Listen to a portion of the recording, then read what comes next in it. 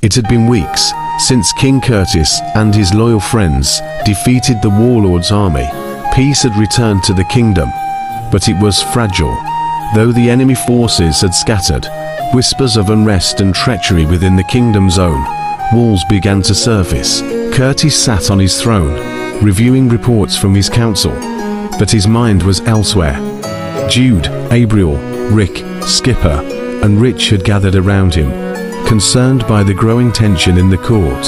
"There's something wrong," Jude said, her voice quiet but firm. "These uprisings in the smaller villages don't feel natural. They're coordinated. Someone inside the court is pulling strings." Curtis nodded, his brow furrowed. "We've dealt with external threats, but now we may be dealing with traitors. We need to find out who's behind this before it's too late." Abriel stood, pacing back and forth. "We should start with the nobles.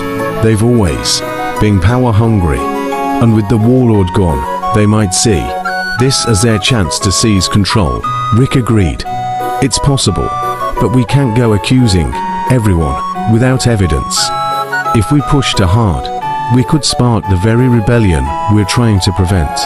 "Then we need to be discreet," Jude said. "We'll split up and investigate. Abriel and I will work the court, question the nobles. Rick and Skipper, you handle the military. See if there's anyone in the ranks who's been acting suspicious." Skipper, already restless, leaned forward with a grin. "Sounds like it's time for some cloak and dagger work. I'm in. And what about me?" Rich asked, looking up from his latest gadget.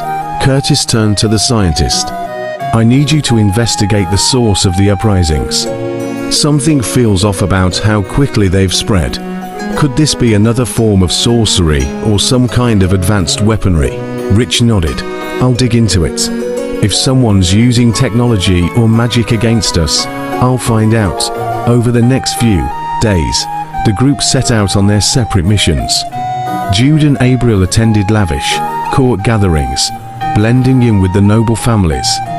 They moved carefully, listening to whispered conversations and watching for any sign of disloyalty. Meanwhile, Rick and Skipper patrolled the military barracks. They spoke to soldiers, captains, and generals, noting anything out of the ordinary. Skipper's easygoing charm made the soldiers open up, while Rick's sharp eyes missed nothing. It wasn't long before Jude and Abriel uncovered something suspicious. A noble woman named Lady Selene, who had long been a supporter of the king, had recently grown distant. She held private meetings with several other nobles, all of whom had voiced grievances against Curtis's rule. "She's hiding something," Jude whispered to Abriel, as they watched Lady Selene slip away from a gathering one night. "We need to follow her." The two friends trailed Lady Selene through the darkened halls of the castle, keeping their distance. Eventually, she entered a hidden chamber beneath the palace. Jude and Abriel followed, careful to remain unseen. Inside the chamber, Lady Selene stood with several other nobles, and at the center of the room was a figure cloaked in shadows. His voice was low, but filled with authority. "We have the king where we want him," the figure said. "Soon, the people will rise against him. He's grown complacent. The time for a new order is coming." Abriel's hand instinctively went to her sword, but Jude held her back. "Not yet. We need to know who this man is." Meanwhile, Rich had uncovered disturbing information of his own. After examining reports of the uprisings, he discovered that the rebels were using advanced weapons far beyond what should be available to common villagers. The designs were intricate to similar to Rich's own inventions. Someone had stolen his work and weaponized it against the kingdom. "I need to warn Curtis," Rich muttered, packing his notes. But as he turned to leave, a figure stepped into his laboratory, one of the palace guards. Only something wasn't right about him. His eyes gleamed unnaturally. "Going somewhere, scientist?" the guard asked, his voice dripping with malice.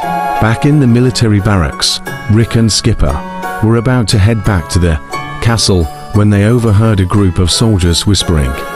The soldiers spoke of a secret order that had infiltrated the ranks, working against the king from within. They meet tonight at the old watchtower outside the city, one of the soldiers said. Rick's eyes narrowed. We need to get there, fast. Skipper cracked his knuckles. Finally, something exciting.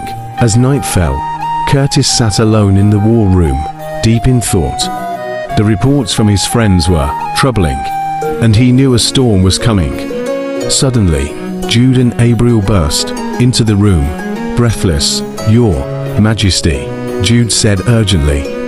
We found the traitors, Lady Selene and a group of nobles. They're plotting against you, and they're being led by someone powerful, someone in the shadows. Curtis stood, his expression grim. Who is he? We don't know yet, Abriel replied. But they plan to strike soon. At that moment, Rich staggered into the room, bruised and bloody. They're using my inventions, he gasped. Someone in the palace has been arming the rebels with advanced weapons. They tried to kill me. Curtis clenched his fists. We've been blind for too long. It's time to confront this threat head-on. As the group prepared to move, Rick and Skipper arrived with more news. There's a secret order within the military, Rick said. They're meeting tonight at the watchtower.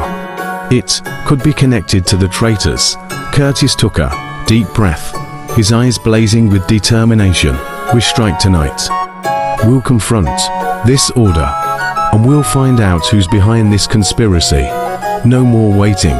With his loyal friends by his side, Curtis prepared for the most dangerous battle yet, not against foreign invaders, but against enemies hiding within the heart of his own kingdom.